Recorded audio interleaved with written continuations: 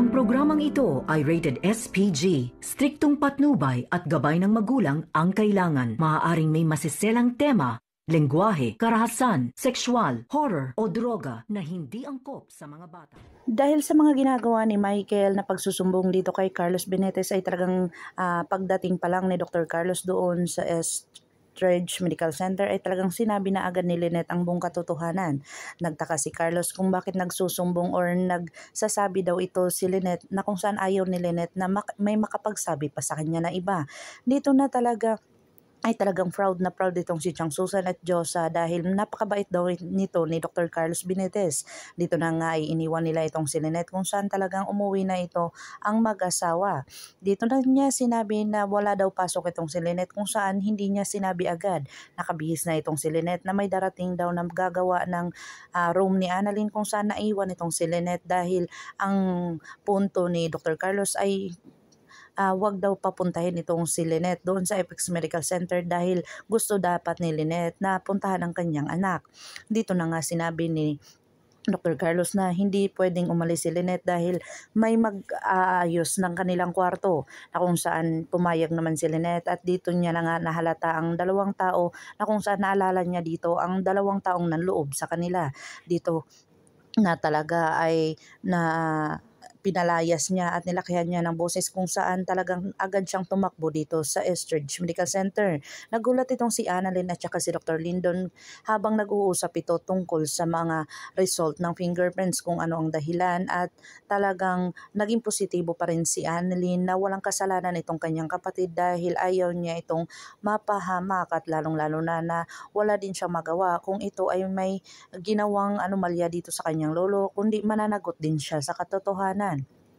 Dito na nga si Lynette ay dumating na kung saan sinabi niya dito sa kanyang anak na may ginawa daw siyang pagkakamali dahil pinalayas niya ang dalawang taong gagawa ng kanyang kwarto. Dito na nga ay talagang pumunta siya doon kay Dr. Carlos Benitez kung saan ito nga si Dr. Carlos ay pinuntahan ni Moira at kinausap tungkol sa kung may kinalaman ba ito kay Don Pepe kung ano ang nangyari dito. Dito na nga ay talagang nagsinungaling itong si Dr. Carlos para siya lang mismo ang nakakaalam kung ano ang kanyang ginagawa dahil ang napagkaalaman ni Moira na talagang wala nang tiwala si Giselle sa kanya dahil sa mga nangyayari. Dito na nga si Zoe ay talagang akala niya na dinadalaw siya na naman ng kanyang lolo na kung saan nagpositive daw siya dito sa result ng fingerprints at dito na nga pinasok siya ni Moira sa kwarto at akala niya sinasakal siya ni Don Pepe pero ang kanyang ina pala iyon. Dito na talaga nag-iilusyon itong si Zoe na kung saan binabalikan siya ng kanyang konsensya na kung saan talagang positibo itong si Dr. Carlos Benitez Annalyn na pupunta doon sa police station dahil wala pa daw si Giselle. Nagpunta daw ng Cebu para may inaasikasong mga bagay-bagay na kung saan kailangan nila. Pero minid sa kalaman nila ay talagang bumalik agad itong si Giselle upang malaman ang resulta kung ano talaga ang result ng DNA fingerprints result. Dito na nila napagkaalaman na may nagpositibong isang tao doon sa fingerprints ng medical kit.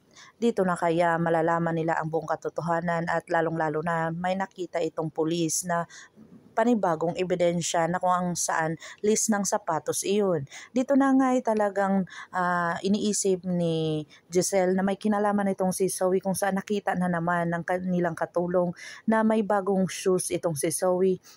At talagang nasira ito kaagad, bagong-bago pa, na kung saan dito na nila mapapatunayan na si Zoe talaga ang nagtulak sa kanyang ama. Pakakabangan natin ang mga susunod pa na episode na ito. Ang abot kamay na pangarap.